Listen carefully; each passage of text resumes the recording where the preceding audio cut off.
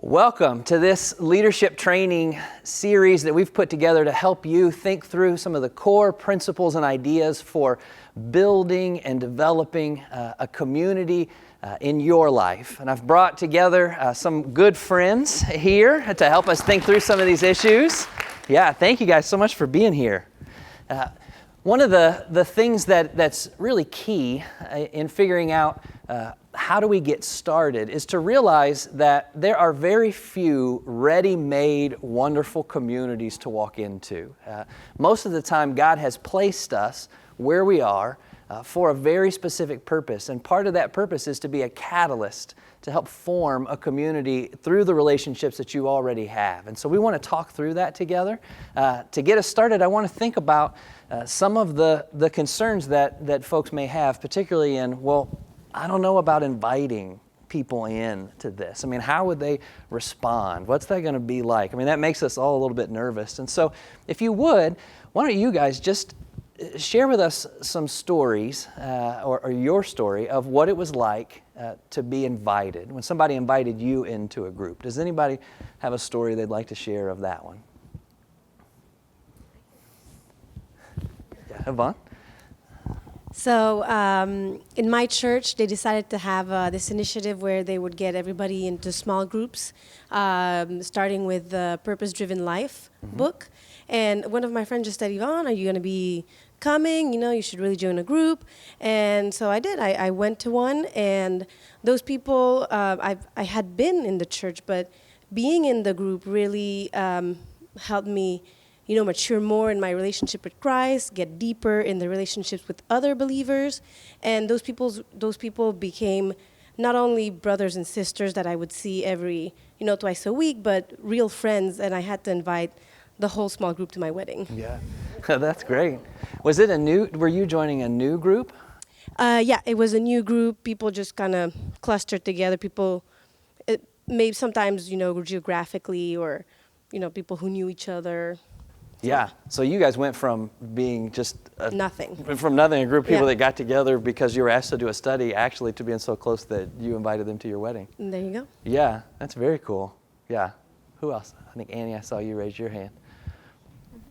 Yes, for me it was a neighborhood friend, and she just invited me over for coffee, what I thought was coffee, and it ended up being a ladies' Bible study group. Oh, wow. And it was a very eclectic group, people from all different backgrounds and countries, Jordan, Syria, and non-believers. And she felt that I was not a believer at the time. And so I went, and I just felt very warm and welcomed. And at first, I was reluctant, but it sounded as though it was just going to be coffee with some friends, and that's exactly what it was. But it changed my life, because it really, really changed my life. It brought me to Christ. How did it feel walking in? I was nervous. Yeah. I knew my friend, but all the other ladies, I was like, hello, how are you? And I'm, Yeah. So can I sit down here, please? So, but then after, just a few minutes, we shared, and they shared their stories with me. And then I just kept going. And years later, we're still going. So. Yeah. Yeah, that's great. It's wonderful. Yeah, I want to pick up on one principle for that, because I think for many of you, as you're thinking about, man, who would I invite to be a part of this? Probably thinking of a church study group. A non-Christian might not be the first person that comes to mind, but as Annie just said, it was a neighbor that she had a relationship with that invited her. And so even as you're thinking through how you'll create the community, don't limit yourself only to the people that I know at church, to the people that I already know follow Jesus. That invitation is powerful, as we've already heard and will continue to hear. So even be thinking about the folks that aren't following Jesus yet that you might invite in. Who else has a story? The first time I was invited for a house church was through my pastor, Pastor Reggie. And at the time he was discussing about whether we were going to keep our building, whether we were going to do house churches, when he was talking about this, and he's like, this is the Lord's vision that he has given him, I felt really anxious. I didn't want to go because I didn't go to other people's homes and they didn't come to mine. I didn't invite people to my house. But Pastor Reggie's family I had gotten close to. So I had been to their house, but nobody else's house that was a member of the church. And as I was feeling this anxiety, I couldn't understand why I was feeling anxious. I know I didn't like people to hug me. It was more of a close like that and then stand back. Now, don't really hug me.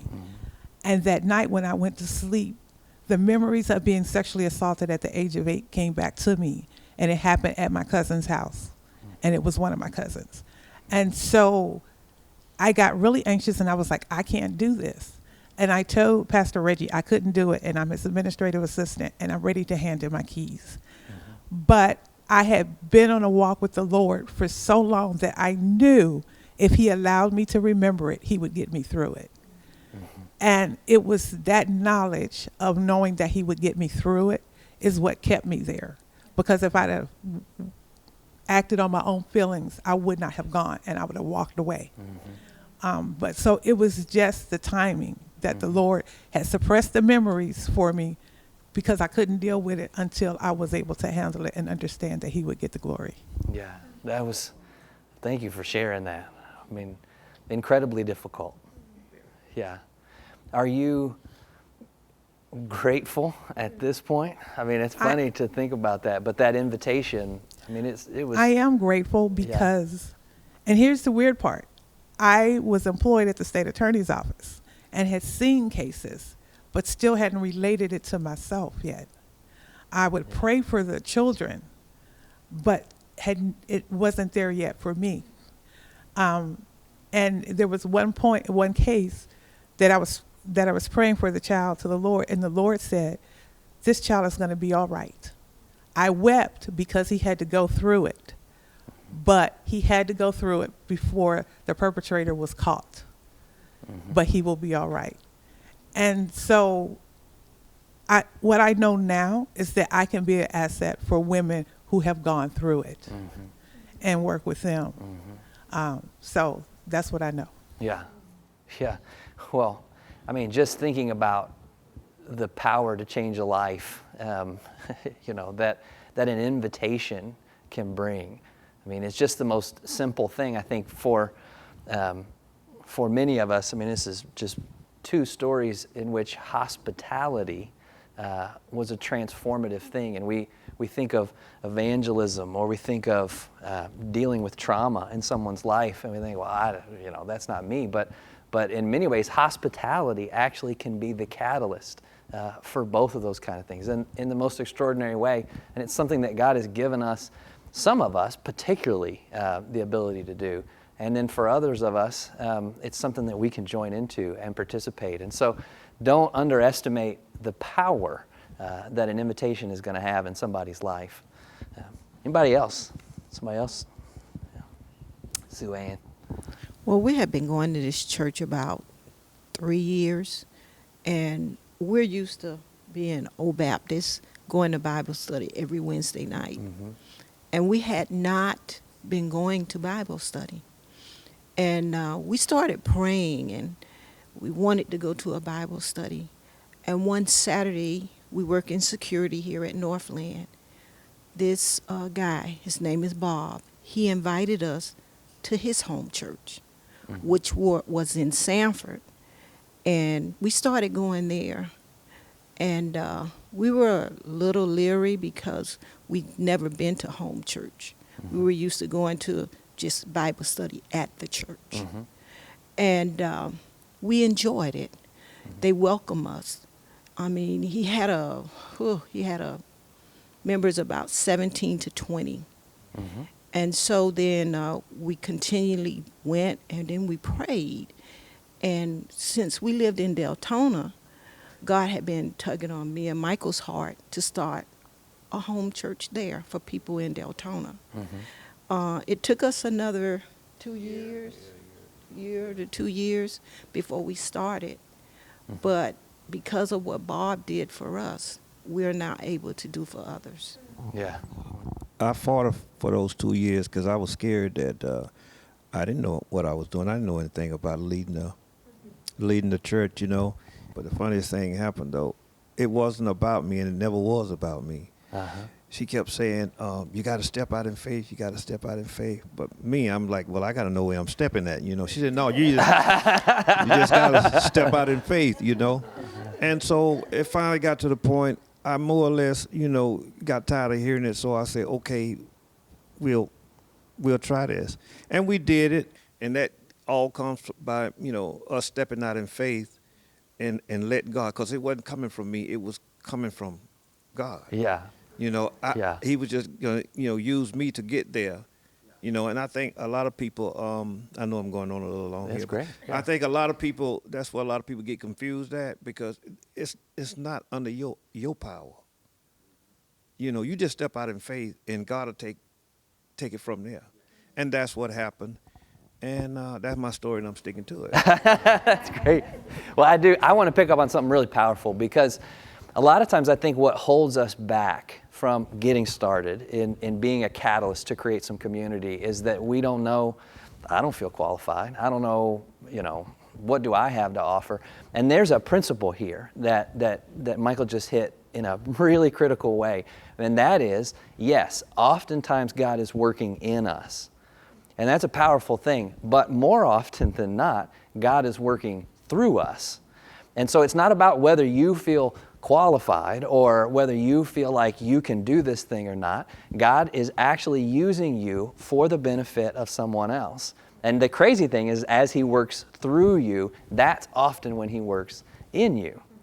And so you get this double benefit of participating. And so just because you're nervous or not feeling qualified, my encouragement is think about maybe what God is calling you to do for the benefit of someone else. All right, so let's hear a couple of more from you guys. Anybody else willing to share, you know, what that experience was like of being invited in? Yeah, Carl. I'll share quickly the opposite of what it was like to not be invited in. I had a couple of years that I had a pretty bad reputation, just being stupid as a teenager, and lived in a small town, so what people knew got around quick. What they didn't know, they made up, and it went faster. Yeah. But I was living at my sister's house, and a pastor came to the house and knocked on the door, and I was the only one there. So I got up from sleeping on the couch, answered the door, and it was the pastor. And first I was mad because it was the pastor waking me up. Mm-hmm. But then he made me madder because all he asked about was my sister and her kids. Mm-hmm. And if I could let them know he was there to invite them to church. And he seemed to look through me. He never invited me, never assumed that I would want to go. And I got ready to shut the door as he was walking away. And instead, I opened the door back up and I kind of yelled at him. I said, "I'll be at your church Sunday." Kind of like throwing down a challenge to him. Mm-hmm. And so I went to church. I went to church the next Sunday and the next Sunday, and kept coming back as if I was going to prove a point. Uh-huh. But what I found when I was going to church was a different people group. Mm-hmm. I found stories that I hadn't really heard before, and God started working through me. And people started kind of talking to me more and more. That same pastor, he made it a point then that I was with him almost every Sunday on the bus to go, back and forth. Mm-hmm. And it was through that rebellion, Christ somehow used that in my life, and I accepted Christ shortly after that. Mm-hmm. So I hear these other stories, and I kind of think, how many people like me are overlooked and never invited? Mm-hmm. So to encourage people, mm-hmm. To invite. Don't just assume based on a reputation or what you think a person's like. Yeah. Invite them. Yeah, so. Even the people that you think, well, they don't want to do this.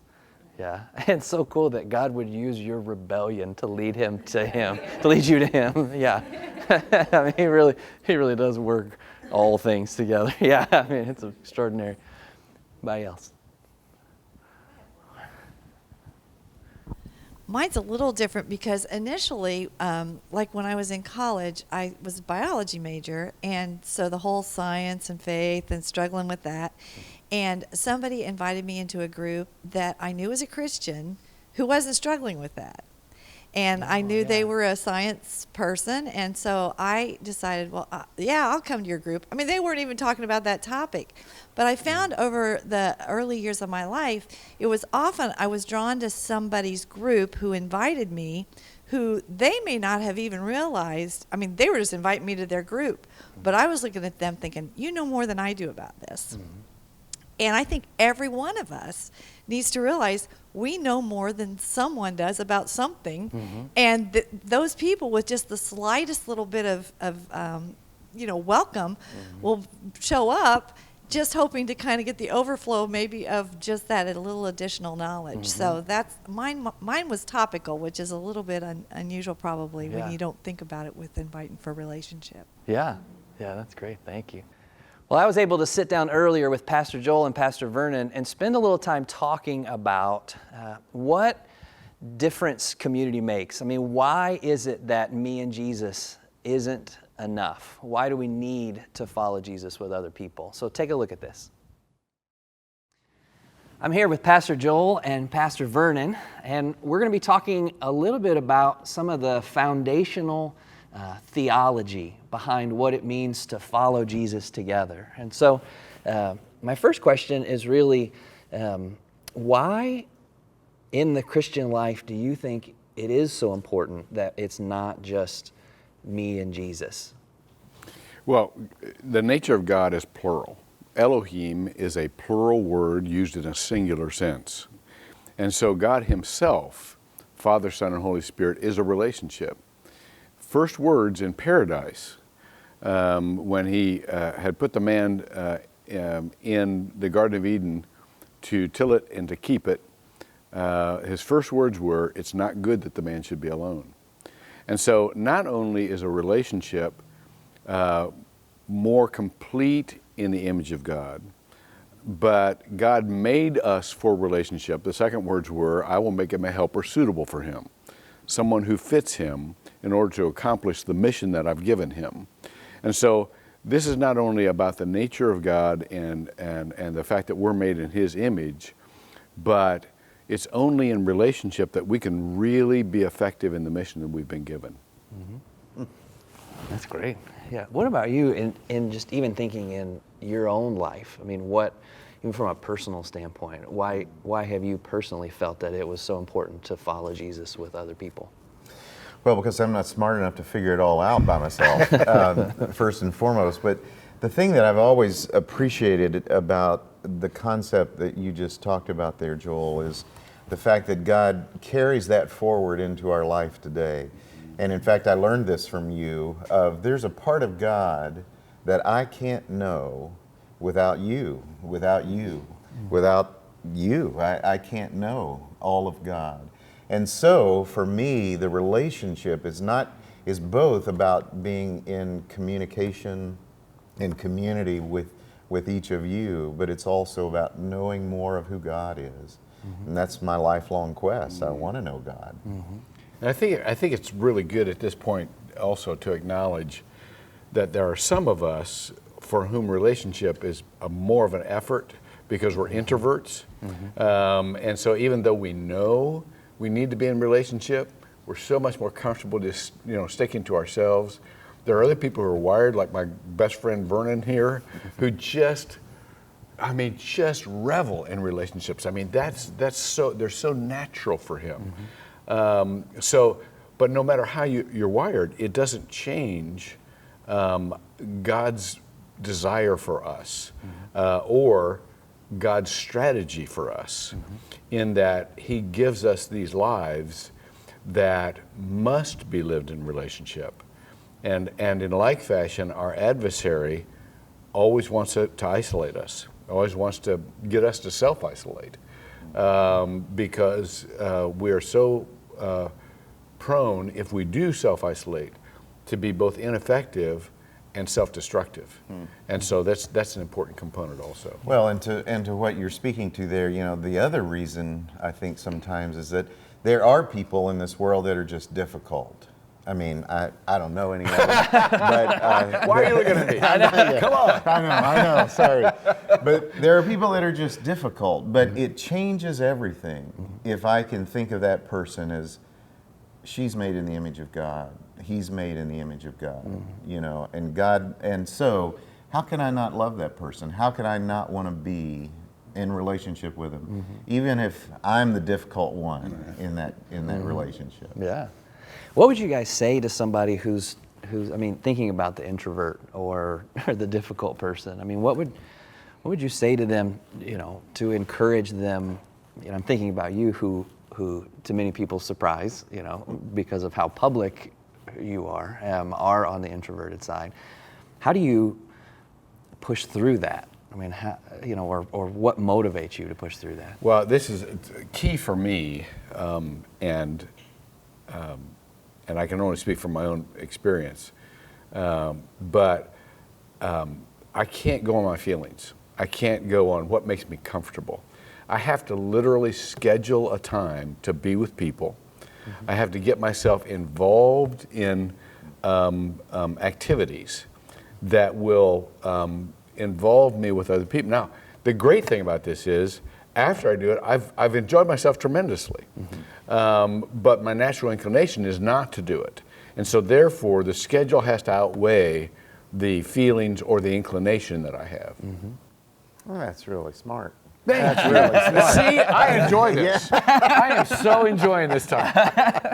I'm going to start scheduling times to be comfortable. I'm just going to do it. You're always uncomfortable? No, I just want to be more comfortable. That's great. I think for you who are on the extroverted side, and that's me as well, we tend to over socialize, and then going deep with people can sometimes be a challenge. I mean, how have you?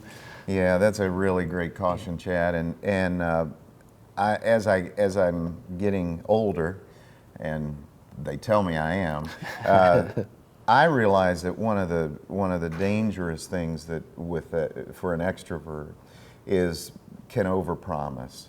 You know, I can sometimes, even in things that I don't mean to say to people or don't mean to communicate, I do overpromise what I'm able to give in that relationship.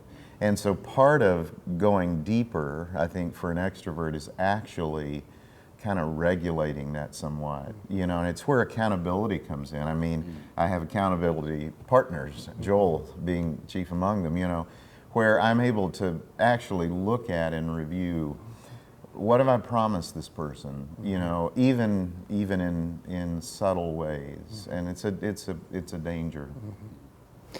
One last question is, and this one's tougher to get at, I realize, but as I do this, as someone begins to live this out, how do I know if I am doing it? I mean, how do I begin to know if I'm forming my life and my relationships in such a way that I reflect the nature of God? Well, you can take a look at your schedule. You know, they're very simple. Am I with people? Am I working with people? When I come up with things that need to get done, am I the only one that's responsible for this? Am I always leading, or am I assisting many times? And that's what, especially again, Vernon pulled out the age card. I can pull out a bigger age card. At my age, I need to make sure that my efforts from now on are mainly in assisting others to lead, because I need to transition into the fact that leadership has been multiplied and doesn't mainly come from me anymore. It doesn't mean I don't do what I can do and what only I can do, but what it means is that as I look at my schedule, as I look at the activities I'm involved with on a regular basis, how many people am I empowering instead of just being with? And that's kind of key for me. Man, I love that. It's so practical what you're saying there, and it does make sense. I mean, regardless, I think, of the generation you're in, if you're not reaching back to the generation after you and empowering them, then I think you're right, we're missing the point largely. But for me, I think also, along with all those very practical things, it comes down to really one word, and it's joy.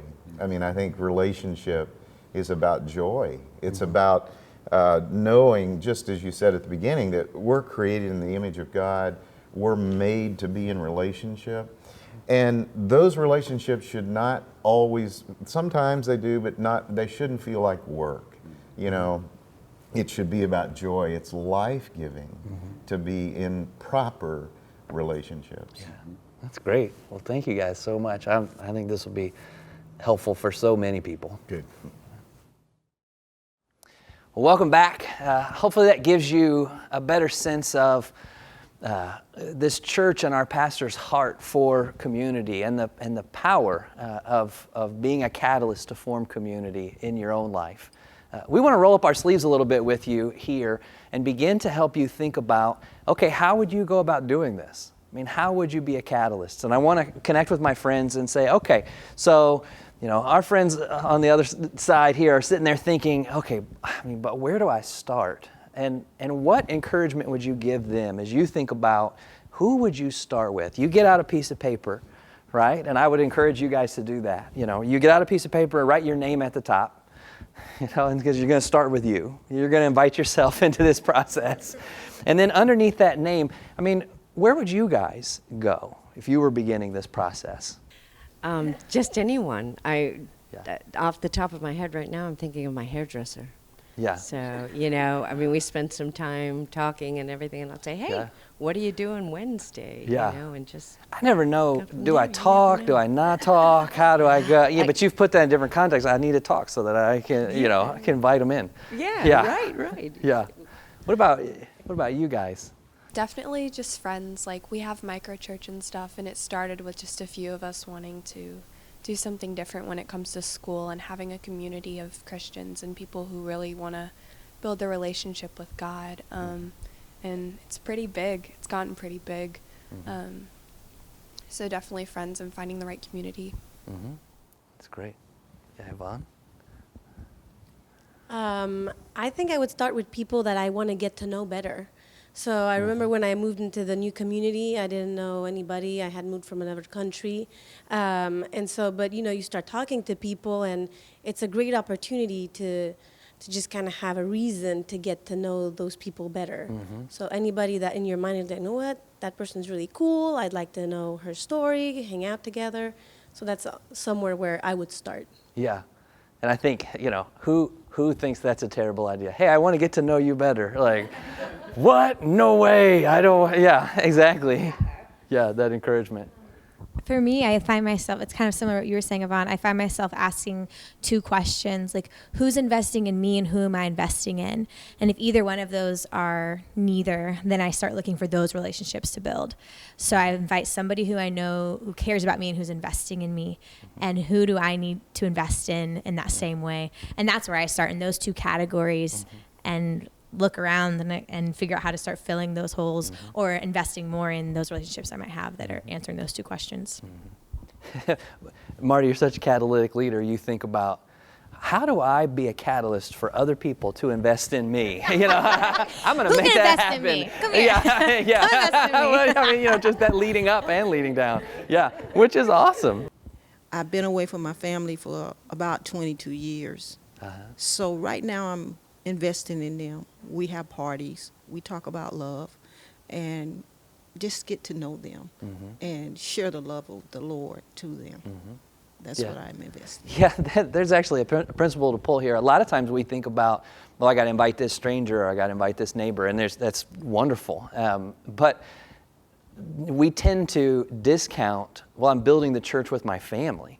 And there's extraordinary power in, especially those of you that have children and grandchildren, to say, actually, you know what? I'm gonna start with them. I'm gonna make an intentional investment in the kind of community that would teach my grandchildren what it means to follow Jesus in a both spiritual and what is it called? Physical family? I don't know. Like, what is? biological family. You teach biology. You know that, yeah. And so don't overlook even your family. And then Jessica. I think I would start with the people that I know are hurting or look like they need a friend, because I know what it's like to not have a close friend, and I would want to be that person for somebody else. Yeah, that's awesome. Thank you, Jessica, for sharing that. I'm curious, even if you'd be willing to share who you did ask. I mean, those of you that have taken, I think all of you here have sort of taken that leap of faith. And so who did you ask in this situation? Well, a few months ago, my best friend from 4th grade, I think, he was talking to me, and he was like, I just don't understand this whole Christianity thing. So we invited him to our micro church that she was talking about. And since then, he's grown so close to God, and that's just been amazing to see his spiritual growth. Yeah, that's awesome. Very cool. Yeah. Somebody else, who did you ask? Yeah, Jordan? We actually met this couple in a weird way. They actually ended up using the same photographer that we did for our wedding. They saw our video, and they're like, who's that? And so we met them, and just through that connection, we realized, wow, we've got a lot in common. We don't know each other very well, but let's hang out. Let's do this more. And so we ended up inviting them into our group as well, and it's been awesome. Yeah, that's awesome. I wish someone would ask my son to come to a group, because they can reach him more than I can sometimes, a mom. So I've thought about this a lot, that he's out there, he's raised in a Christian home, however, he's not part of that. And when I think about the church distributed and going out, I think about my son and how I would love for a Christian to say, hey, dude, come and join our group, Yeah. Yeah. Yeah. That's actually my story. Really? Because my mom, raised me in the church and was going, will somebody please get this kid? Yeah. And somebody did. Yeah. And somebody did. And Praise so, God. And I'm here, I fully embrace this whole Christianity thing, Yes. And so we'll pray that somebody will invite your Thank son. you. Thank you. I appreciate that. Yeah. Thanks.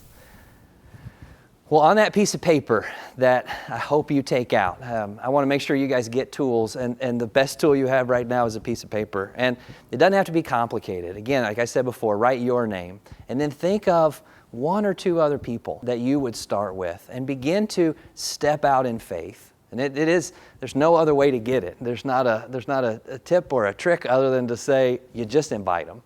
And one of the great things you can do is then with that one other person or one other couple, you can then sit down and say, hey, who would we like to invite? And you could begin to build that from there. And you can then watch and see what God does in your community as you guys follow Him together. You can begin to discover the extraordinary power of what it means to follow Jesus with others.